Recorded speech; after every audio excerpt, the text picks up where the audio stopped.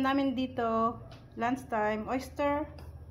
Lalis na sa shell niya. Lalagyan ko na lang siya ng kalamansi at saka sibuyas. Tapos ito yung tahong. Isin ko lang siya. Di ba ang sarap oh. Yummy, yummy. Tahong ang ating ulam, guys. Masarap. Fresh tahong. Ang bango.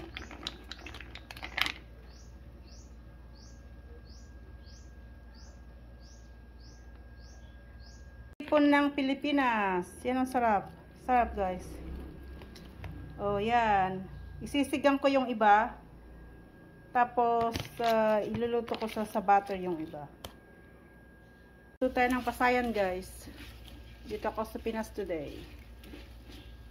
Ulam natin for today, guys. Dito sa Pilipinas. Malalaking prawn. Bumili ako ng Pinas prawn naman today. Compare natin kung sino mas masarap. Kung yung sa abroad ba na prawn o ito. Lalaki din, guys, oh. Oh, yan. Lalaki. Niluto ko siya sa bawang at saka butter, paminta, asin. Luto ng ating hipon.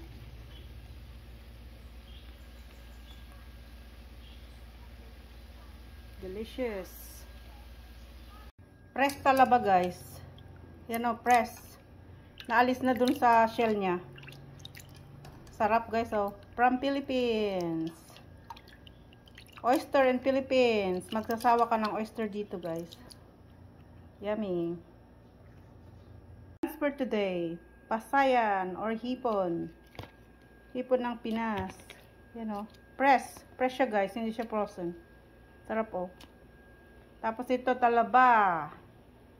And then tahong. Mussels. Ang bango, guys. Nakamiss yung mga ganitong ulam.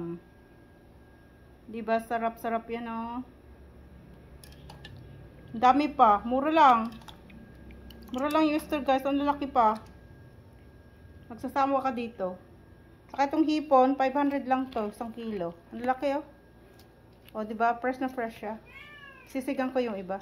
Lagyan ko ng sabaw. And then yung iba, ano ko. Tulok ko lang siya sa butter at saka garlic. Yummy, yummy.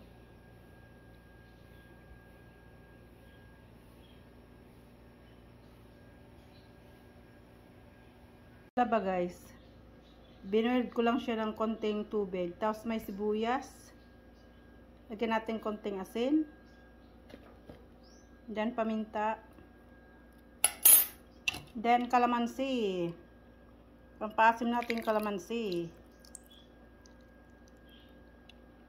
Oh, di ba ang sarap, guys? Wow, yummy. I'm craving. Kaya bumili ako ng tiram sa Ilocos ito, guys. Tiram. Yan o. Wow, sarap. Ready nang kainin.